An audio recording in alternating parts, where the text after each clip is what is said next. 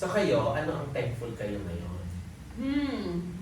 Gusto kong palitan yung sinabi ko nung mga nakaraan na hindi task ang email. Ay, naku, thankful yan!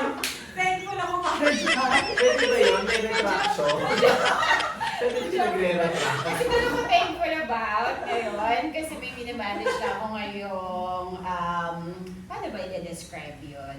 Isang area. Additional, na pagkaabala. Na task. So may minamanage akong task. And parang sa mga nakaraang kong linggo, yun yung ginagawa ko. Emailing.